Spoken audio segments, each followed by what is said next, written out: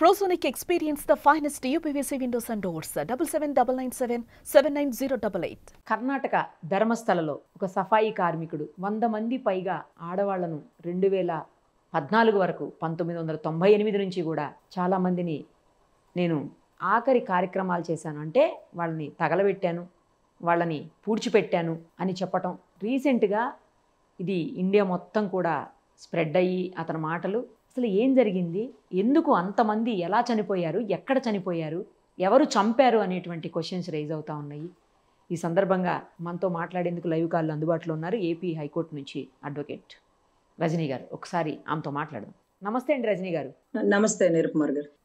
ఏంటండి ఇప్పుడు ఈ ధర్మస్థలలో ఏం జరిగి ఉండొచ్చు అని అనుకుంటున్నారు మీరు? ఎందుకంటే అదొక పవిత్రమైనటువంటి స్థానంగా అందరం భావించేటువంటి పరిస్థితుల్లో ఇలాంటి ఒక న్యూస్ బయటికి స్ప్రెడ్ అవ్వటం, ఒక పారిశుద్ధ్య కార్మికుడు ఇలా చెప్పటం, తను సాక్ష్యాలు ఆధారాలుగా ఫోటోల్ని తర్వాత కొన్ని స్కల్స్ కూడా అతను సబ్మిట్ చేయటం పోలీసులకి, కోర్టులో వాంగ్మూలం ఇవ్వటము, ఇవన్నీ చూసాం మనం. అక్కడ స్టేట్మెంట్ కూడా ఇచ్చున్నాడు. అసలు ఏం జరిగి ఉండొచ్చు, ఎవరు చంపుంటారు, ఇప్పుడే ఎందుకు బయట పెట్టాడు, ఇన్ని రోజుల నుంచి ఎందుకు బయట పెట్టలేదని కూడా ఒక పాయింట్ వస్తూ ఉంది. తర్వాత టెక్నికల్ ఎవిడెన్స్లు అన్నీ కలెక్ట్ చేస్తారు, దానికోసం సిట్టును కూడా ఏర్పాటు చేసింది అక్కడ ప్రభుత్వం. కేవలం అమ్మాయిల్ని ఒంటి మీద దుస్తులు కూడా లేకుండా ఉన్నటువంటి పరిస్థితులు ఉన్నాయి. అందులో చిన్నపిల్లలు ఉన్నారు, పెద్దవాళ్ళు ఉన్నారు, యువత ఉన్నారు, ఆడపిల్లలు చెప్పేసి అతను చెప్పడం సంచలనం రేపుతున్నటువంటి పరిస్థితి ఉంది. అసలు ఏం జరిగి ఉండొచ్చు అని మీరు అనుకుంటున్నారు? ఇన్ని రోజులు ఎందుకు అతను మాట్లాడలేకపోయి ఉండొచ్చు? నమస్తే అండి. ముఖ్యంగా ఏదైతే మనం మాట్లాడుకునేటటువంటి ధర్మస్థలి అనే ఒక ప్రదేశం శ్రీ మంజునాథునికి ప్రత్యేకమైనటువంటి దేవాలయం. అందులోనూ మంజునాథుని దేవాలయము, లేకపోతే అక్కడ అమ్మవారు కన్యకా పరమేశ్వరి లాగా, కన్యక అమ్మవారి లాగా ఉంటారట. సో అక్కడ ప్రత్యేకత ఏంటంటే అక్కడ ఒక భక్తుడి ప్రవర్తన లేకపోతే ప్రేమాభిమానాలు నచ్చి స్వయంగా అమ్మవారు అయ్యవారు ఇద్దరు కలిసి ఉన్నటువంటి ఇష్టంగా ఉన్నటువంటి ప్రదేశం. సో అక్కడ అలా నానుడిగా ఉంటుందండి. తర్వాత అది కూడా ఒక గంధపు చెక్కలతో కొలువైనటువంటి ఒక గుడి పరిసర ప్రాంతాల్లో, అది 3 కిలోమీటర్ల లెక్క వరకు మంచి సుగంధం వస్తుంటుంది. మధ్య మధ్యలో బంగారు వెండి ఆభరణాలతో రెడీ చేయబడినటువంటి కొంత గుడి సంబంధించినటువంటి పురోగతి. సో వీటన్నిటికంటే మించి అంటే ఇది కూడా 2014 వరకు అని అతను చెప్పినాడు. అవును. మళ్ళీ ఇప్పుడు 2025లో వెలుగులోకి వచ్చినాడు. 1998 నుంచి అని అన్నాడు. అంటే అప్పటి నుంచి 2014 వరకు అతను పనిచేశాడు. అతను ఎంతో మంది కన్నె పిల్లలవి, లేకపోతే ఆడబిడ్డలవి, లేకపోతే ఇలా ఎంతో మందివి పూడ్చిపెట్టినాను, చిన్న పిల్లలవి పూడ్చిపెట్టినాను అని చెప్పినాడు. అంటే మా భాషలో అయితే నోట్ దిస్ పాయింట్ ఎవరు అన్నారంట, పూడ్చిపెట్టినాడు, పుర్రెలు దొరికి. కానీ చంపినారా, చంపించిన శవాల్ని తీసుకొచ్చి అక్కడ పూడ్చిపెట్టినారా? వీటికి ఆధారాలు లేవండి.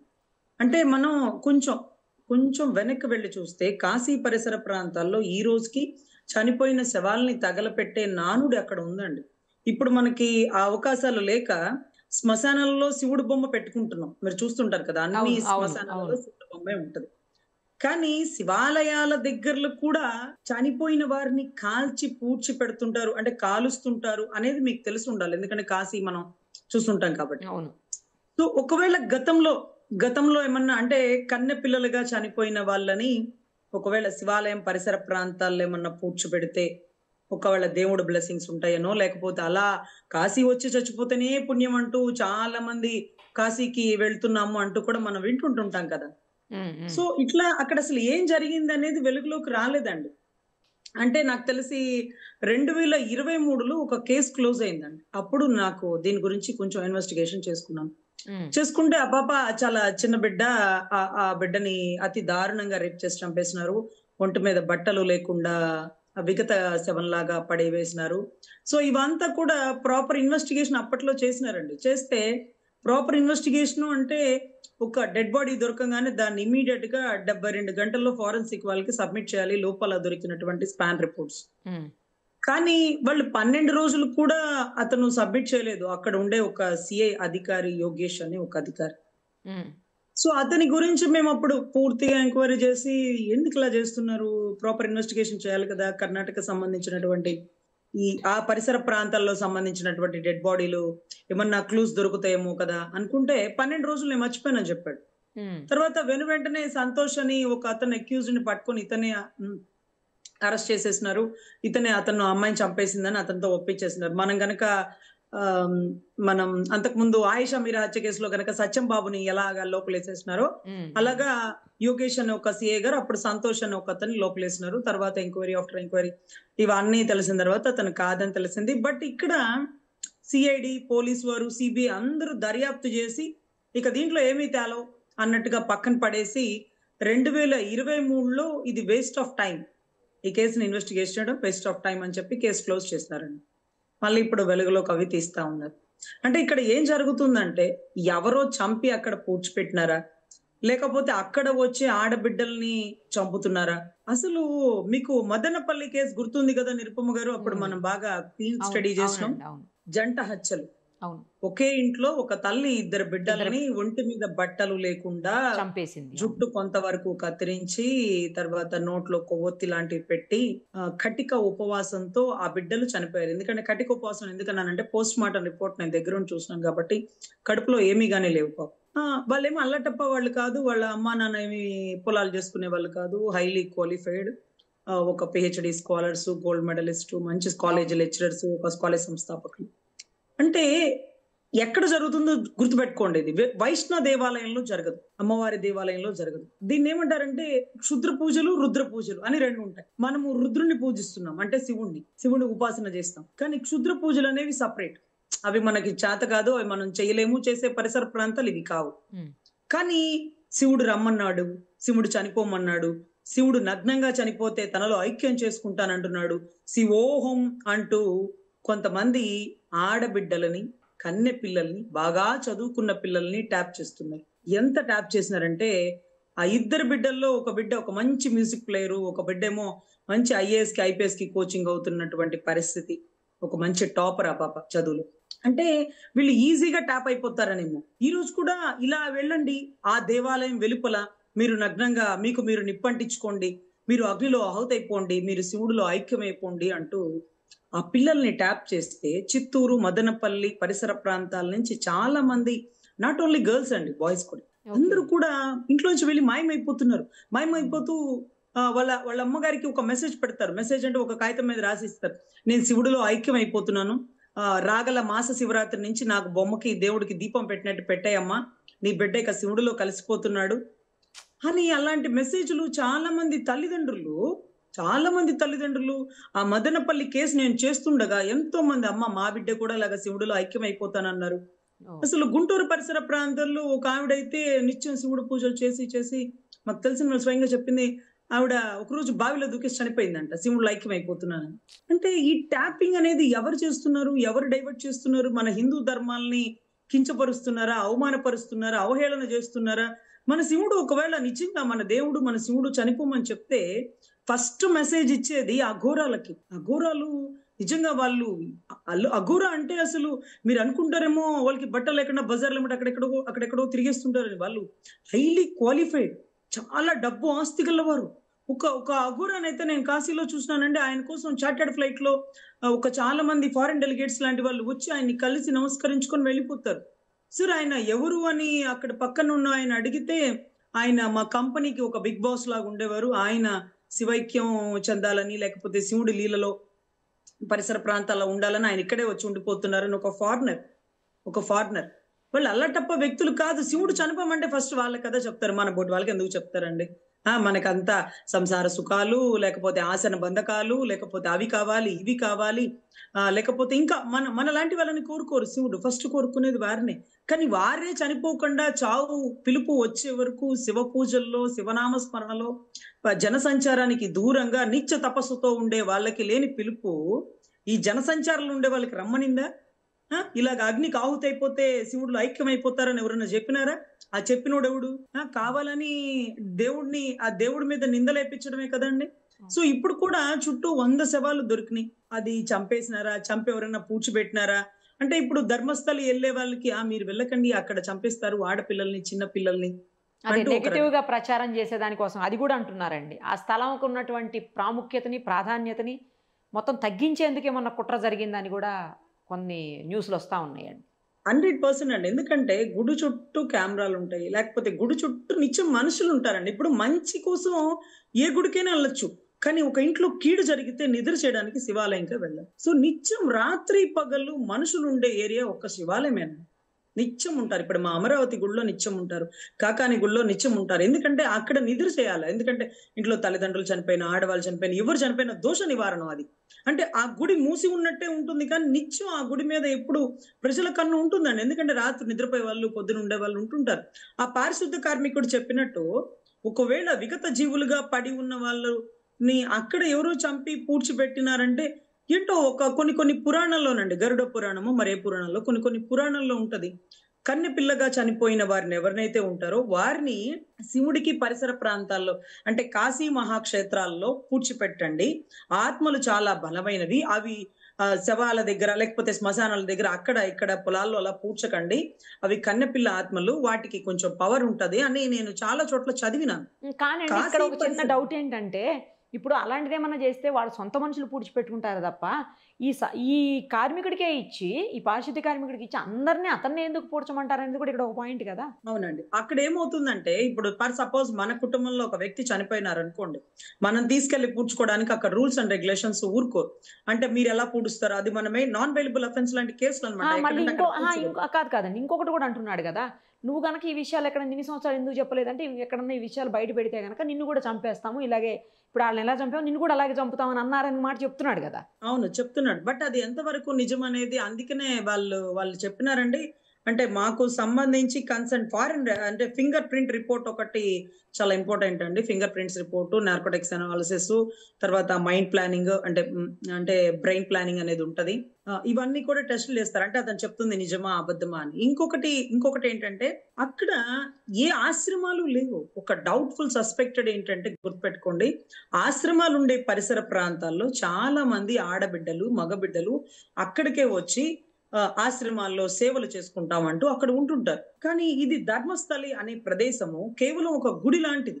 ఒక విజయవాడ కనకదుర్గమ్మ గుడి, లేకపోతే ఒక శివాలయం లాంటిది. ఇక్కడ ఎవరు నిత్యంగా ఉండి అచ్చంగా స్టే చేసేవాళ్ళు ఎవరు ఉండరు. లేకపోతే అక్కడ ఇప్పుడు మీరు చాలా చోట్ల చూసుంటారు. నిన్న మొన్న అప్పుడు కర్ణాటకలో కూడా ఒక తర్వాత ఈషా ఫౌండేషన్స్ అట్లాంటి చోట చాలా ఎలిగేషన్స్ వచ్చినియి. అక్కడ ఆడపిల్లలు చనిపోయారని కొన్ని చోట్ల. అక్కడ వచ్చిన దగ్గర ఏమవుతుందంటే వాళ్ళక్కడ స్టేగా ఉంటారు. ఉంటారు కాబట్టి లోపల ఏం జరుగుతుందో తెలీదు. కానీ ఇక్కడ దర్శనం చేసుకుంటారు, వెళ్ళిపోతారు. వస్తుంటారు, వెళ్ళిపోతారు. ఏదన్నా ఉంటే అర్ధరాత్రులు, అపరాత్రులు కీడు కార్యక్రమాలు కాబట్టి నిద్ర చేస్తారు. నిద్ర చేసిన వాళ్ళని ఎవరు చంపి, ఎవరు పూడ్చమన్నారు? సో, ఇదంతా ప్రాపర్ ఇన్వెస్టిగేషన్ చేయాలండి. ఇన్వెస్టిగేషన్ చేయకుండా హిందూ దేవాలయాల చుట్టుపక్కల అంతా చనిపోయిన పుర్రెలున్నాయి. అక్కడికి వెళ్తే ఇలా జరుగుతది. ఇవన్నీ కూడా ఒక బ్యాడ్ మెసేజ్ మనం సొసైటీకి లేకపోతే ఒక రాంగ్ డైరెక్షన్ అనేది అందిస్తున్నట్టు. అతను బట్ ఇంకొక మాట ఇతను కూడా చెప్పింది చెప్తున్నాడండి. అతను ఇంకొక మాట కూడా చెప్తున్నాడు. ఏంటంటే, వీళ్ళందరినీ అక్కడే ఎందుకు పూడ్చామంటే, నేత్రావతి నది నీళ్లు ప్రవాహం నిత్యం ఉంటది కాబట్టి, బాడీ తొందరగా డీకంపోజ్ అయిపోతుంది. మనం కనిపెట్టడం కూడా కష్టం అన్న ఉద్దేశంతోటే అక్కడ పెట్టాము అని చెప్తున్నాడు. అఫ్‌కోర్స్ అండి. ఏదైనా ఒక ప్రాపర్ ఇన్వెస్టిగేషన్ ఉండాలనేది ఒక పార్ట్. ఇంకొకటేంటంటే అంటే ఆ టైంలో చనిపోయిన ఒక పిల్ల 23లో కేస్ క్లోజ్ అయిన పాపకైతే ఆ కరెక్ట్. పాప బాడీలో స్పామ్ దొరుకుతుందేమోనని ఆ అనన్య భట్. పాపని ఆ!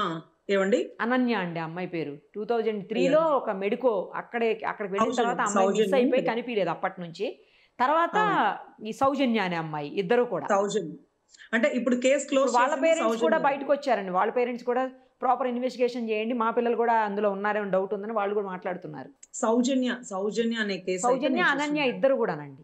2023లో కేస్ క్లోజ్ అయిందయితే ఆ పాపది సౌజన్యదండి. ఆ పాప బాడీ స్పామ్ దొరికితే, ఆ దొరికిన దాంట్లో మట్టి కొట్టేసినారండి. అంటే బాడీ యోని భాగంలో బాగా మట్టి వేసేయడం వల్ల మనకి స్పామ్ దొరకని పరిస్థితి అయితే నెలకొంది. అప్పట్లో ఇది ఎందుకంటే శివాలయాలు ఒక్కటండి మారుమూల పరిసర ప్రాంతాలు ఎక్కడో కొంచెం దూరంగా ఉంటుంటాయి. సో, ఇటువంటి పరిసర ప్రాంతాల్లోకి ఎవరన్నా ఒక ఆడబిడ్డని ఇబ్బంది పెట్టాలన్నప్పుడు చేలోకో, పొలాలకో అలా తీసుకువెళ్ళేటప్పుడు కొంతమంది ఈ గుడి పరిసర ప్రాంతాల్లో ఎవరు ఉండరు, ఎవరు గమనివ్వరని కూడా అలా తీసుకొచ్చి అలా రేప్ చేసే పరిస్థితులైతే ఉంటాయి. వాళ్ళకి కావాల్సిందల్లా ఏంటంటే జనసంచారానికి దూరంగా ఉండడం. అదొక గుడ, బడ లేకపోతే ఒక పవిత్రమైన ప్రదేశం అవన్నీ వారికి తెలీదు. ఎందుకంటే కామాతురాణం నభయం అంటారు చూడండి. కామంతో ఉన్నవాడికి ఏమీ ఉండదండి. మనం వెళ్తున్న ప్రదేశం ఏంటి? ఒక ధర్మస్థలి లాంటి ప్రదేశంలో ఒక ఆడబిడ్డని అన్యాయంగా అత్యాచారం చేయడం అది ఎంతవరకు కరెక్ట్ అనేది అది ఆ వాడికి బాడీస్ అన్నింటి మీద కూడా లైంగిక దాడి జరిగిందని, బట్టలు కూడా సరిగా లేవని చెప్పేసి బాడీస్ మీద అత్యాచారమే, ఖచ్చితంగా అత్యాచారం చేశారు అని కూడా అతను చెప్తా ఉన్నాడు కదండి. కాబట్టి ఇది మనం 100% క్షుద్ర పూజలతో అని అనుకునే అవకాశాలు మరి తెలియదు ఇక. క్షుద్ర పూజలు అని చెప్పడం కాదండి. కాకపోతే ఇక్కడ లేదు, బట్టలు మీరు అన్నది కూడా లేకుండా అంటున్నారండి, క్షుద్ర పూజలు కూడా జరిగి ఉండొచ్చు అని కూడా అంటున్నారు చాలా మంది. బట్ ఇక్కడ అతను లైంగికంగా దాడి జరిగింది, ఘాట్లు ఉన్నాయి, దెబ్బలు ఉన్నాయి ఒంటి మీద, బట్టలు కూడా లేవు అని చెప్పడం ఒకటి, సేమ్ టైము అత్యాచారం చేశారు అని పక్కాగా చెప్తున్నాడు అతను. మరి అది ఇన్వెస్టిగేషన్ మీరు అన్నట్టు ప్రాపర్గా అది ఇన్వెస్టిగేషన్ ఒక్కటే అండి. నేను ఎందుకు చెప్తున్నానంటే అందరూ కన్ని పిల్లలు ఎక్కువ మంది ఉన్నారు. అది మేజర్ పార్ట్.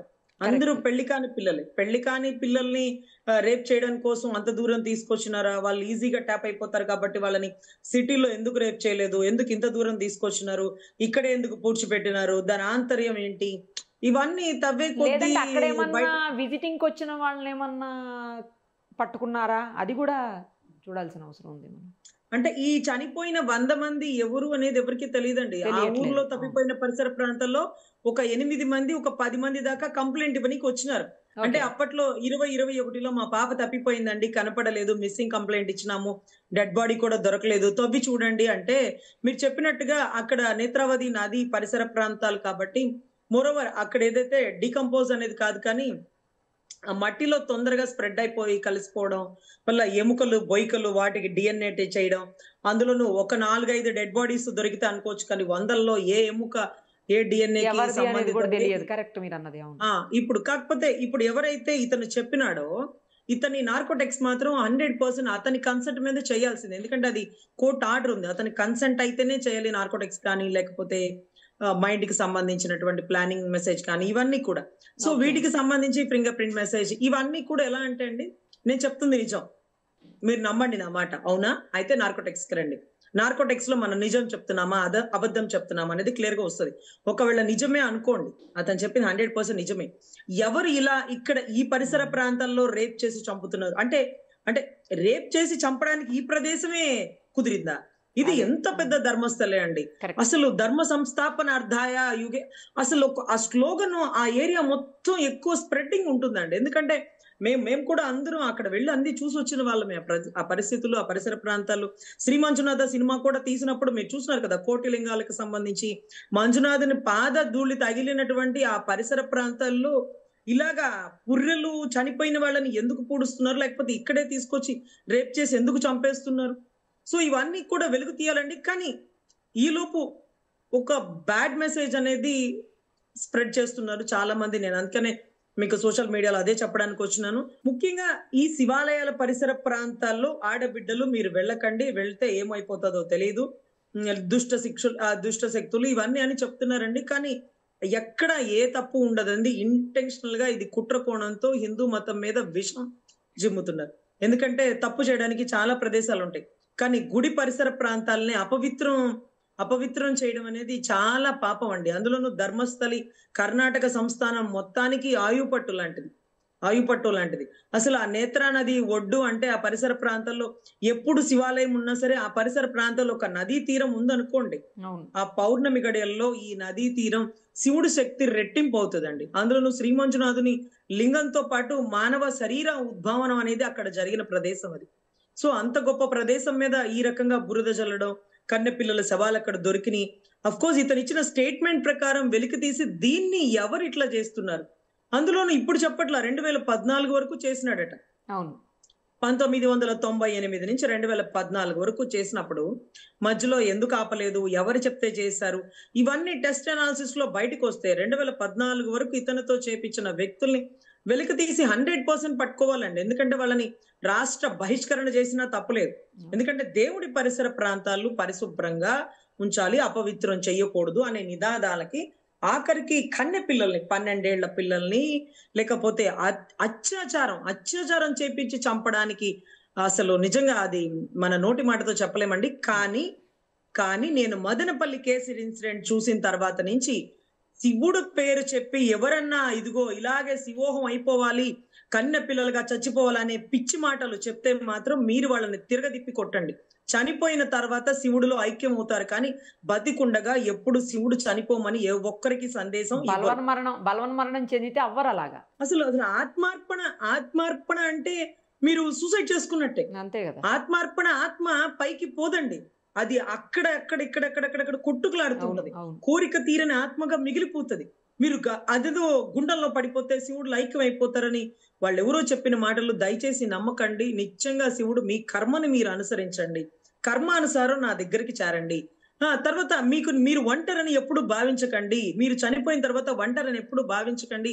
మీరు నాలో లీనమైపోతారు, నాలో ఐక్యమైపోతారు. మీకోసం నేను ఎదురు చూస్తూ ఉంటాను, అక్కడ నేనున్నాను, మీరు ఒంటరి కాదు అంటూ మానవ మాతృలకి ఆయన ఇచ్చేటటువంటి ఒక గొప్ప సందేశం. అంతేకాని చనిపోకుండా బలవన్మరణానికి పాటుపడి ఆయన అక్కడికి రమ్మని చెప్పల. చనిపోయాక అరే నా కొడుకుని, నా భర్తని, నా భార్యని వదిలేసిపోతున్నానని బాధపడకు. అంతకు మించినటువంటి నేనున్నాను నీతో, నువ్వేమాత్రం బాధపడకు అంటూ ఆ టైంలో కూడా మనం నారాయణ స్మరణం చేస్తాం. వెళ్ళేది శ్మశాన పరిసర ప్రాంతాలు శివైక్యం అండి. సో మంచి గొప్ప సందేశం భక్తులకి మనం ఇవ్వాలి. ఇటువంటివి ఆరోపణలు వచ్చినా ఆధారపూర్వకంగా పట్టుకొని దీనికి సంబంధిత వారు ఎవరు అనేది వారికి కఠిన శిక్షలు వేయాలండి. శిక్షలు అంటే అల్లాటప్పగా కాదు, కఠిన శిక్షలు. ఎక్కడంటే ఇక్కడ ధర్మాన్ని ఎగతాళి చేయడం, హిందూ ధర్మాన్ని ఎగతాళి చేయడం.